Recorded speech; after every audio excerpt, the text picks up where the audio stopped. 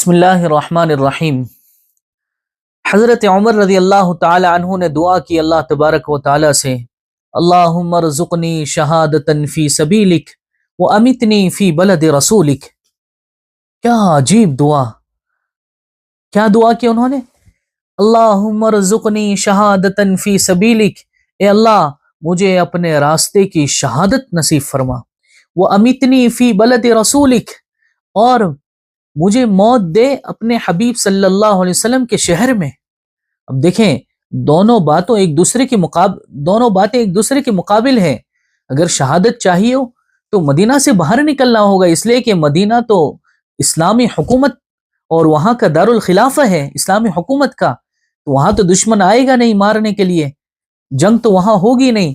لیکن حضرت عمر کی دعا کا اخلاص، حضرت عمر نے دعا مانگی کہ اللہ نے اس کو ایسے پورا کیا کہ نبی صلی اللہ علیہ وسلم کے شہر میں، بلکہ عین اس جگہ پر جہاں پر نبی صلی اللہ علیہ وسلم نماز پڑھایا کرتے تھے، نبی صلی اللہ علیہ وسلم کے مصلی پر اللہ تبارک و تعالیٰ نے حضرت عمر کو شہادت کی موت نصیب فرمائی۔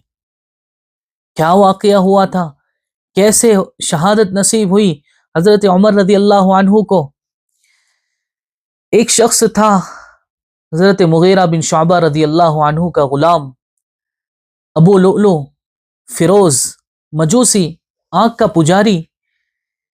یہ ایک مرتبہ حضرت عمر رضی اللہ عنہ چونکہ خلیفہ تھے ان کے پاس حاضر ہوا، اور اس نے حضرت عمر سے عرض کیا کہ میرے جو آقا ہے یعنی مغیرہ بن شعبہ رضی اللہ عنہ، یہ مجھ پر بہت زیادہ انہوں نے ٹیکس لگا رکھا ہے اور مجھ سے بہت زیادہ کام لیتے ہیں، آپ میری مدد کریں۔ حضرت عمر نے اس سے پوچھا تو کیا کیا کام جانتا ہے؟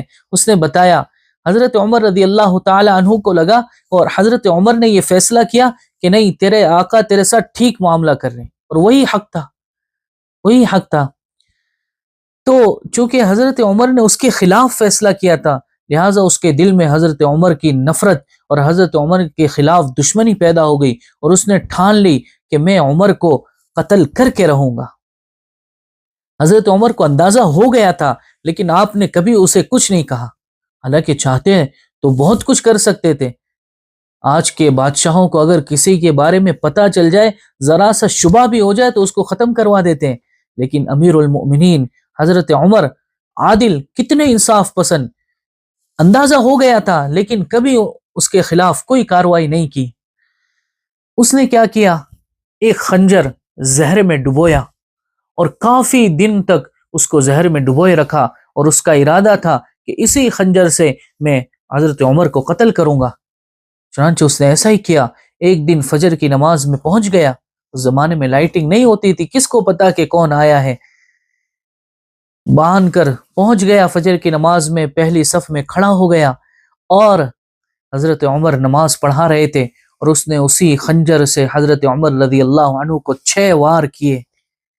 حضرت عمر گر پڑے، خون بہت زیادہ بہہ رہا تھا۔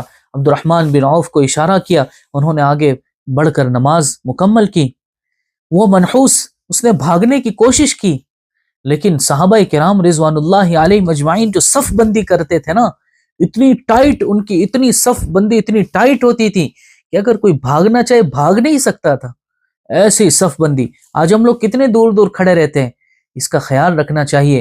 نبی صلی اللہ علیہ وسلم نے صراحتاً حدیث میں ہمیں بتایا کہ اگر تم مل کر کھڑے رہو گے اللہ تمہارے دلوں کو ملا دے گا، اور اگر کھلے کھڑے رہو گے، ایک دوسرے سے الگ کھڑے رہو گے، اللہ دلوں کو پھاڑ دے گا۔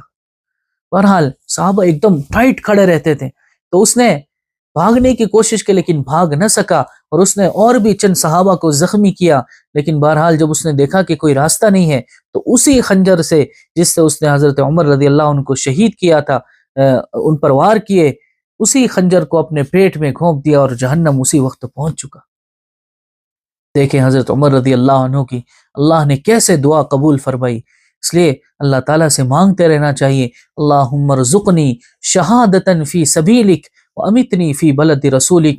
بے شک موت کا وقت اور جگہ متعین ہے، لیکن دعا تقدیر کو بدل دیا کرتی ہے، دعا تقدیر کو بدل دیتی ہے۔